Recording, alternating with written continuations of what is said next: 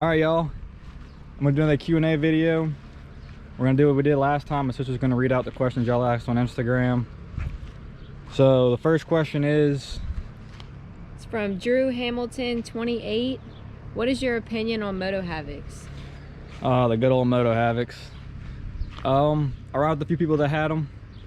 Pretty good tire. They're kind of like a BKT almost, just a little bit more center tread.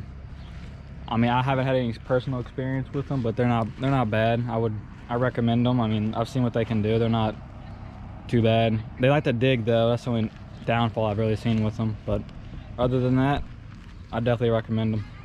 All right, the next question is from Ryan_Richer4. Sorry if I butchered your name, but do you wish you bought a 500 or is the 420 enough? The 420 is anything I could ask for. The only thing I would want different on this, what 500 offers, is the IRS and diff lock. But other than that, it's pretty much the same exact bike, just the 500 is a little bit lower gearing. But I'll put a gear reduction in this bike, so other than that, nah, I'm fine with the 420. 420 is definitely suited me well. All right, the next one's from Briley2250. Rock lights? Rock lights? The heck you think this is? Rock lights? No, I ain't putting no rock lights on this thing. I submerged this bike too many times. I mean, I like the looks of them. If it was more like a trail bike, I'd probably do it, but they wouldn't last the way I'd ride this thing in water and mud. So probably I wouldn't do rock lights. All right, the next question is from J_Stub69. Should I get 32.5-inch Outlaw 2s or 31 OGs for a brute force 750? I like the 31-inch Outlaws. They definitely pull through anything. They don't float too bad. They do float a little bit, but that shouldn't be too big of a problem with that big of a bike. 32.5-inch Outlaw 2s, I haven't had any experience with them. They probably float just as bad. They're also very heavy from what I've seen, but you should be able to turn those on a 750 no problem. So just watch my videos and see how these tires do, and if you like them, I'd recommend them. If you don't, go with 32.5-inch Outlaw 2s. All right, the next one is from ATV_adventures. If you got another four-wheeler, what would it be? My next one is either going to be an Outlander 850 XMR or a new Rubicon 520. And I'll probably build it up the same way as this one. I might go a little bit bigger tires, maybe some 33s with a bigger gear reduction. But yeah, as of right now, I'm fine with this bike right now. All right, JR_Sims_ said, why not a taller Snorkel? I thought about getting one, but a lot of the trails I go down have brush and limbs and trees go across that I wouldn't probably be able to fit down if the Snorkel was any higher. But maybe later in the future I probably will, just to change it up a little bit. I may double this size. I think that'll look pretty cool, but I don't really take it that deep. It never really goes up to the Snorkel, but I do it just for the look. But as of right now, I'm gonna keep this size Snorkel on here. It suits the bike well.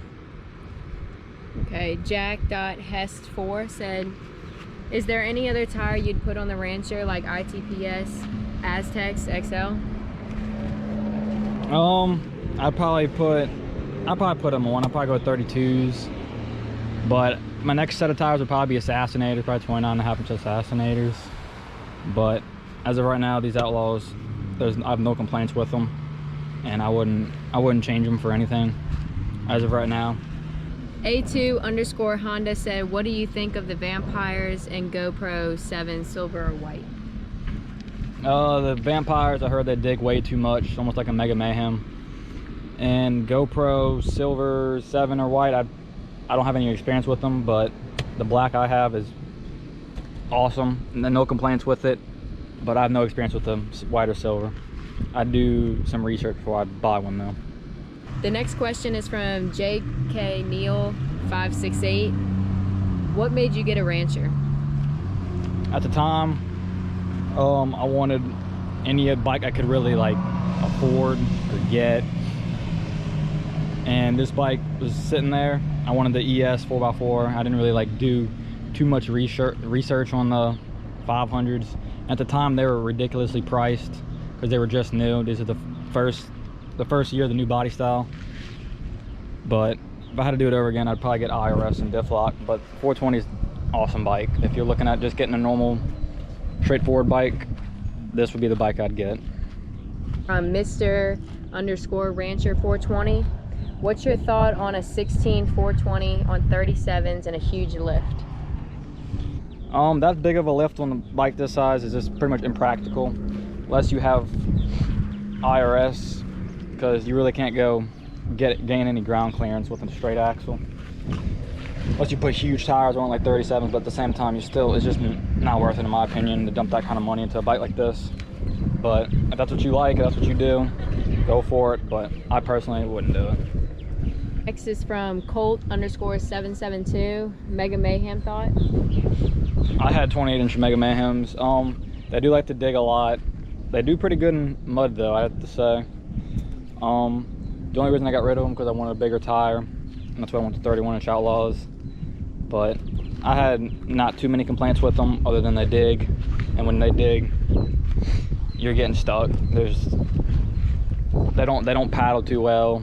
They don't pull that great compared to these, obviously. But other than that, yeah, I liked them. John Walker Hill said, if the Outlaws never existed, what tires would you run in size?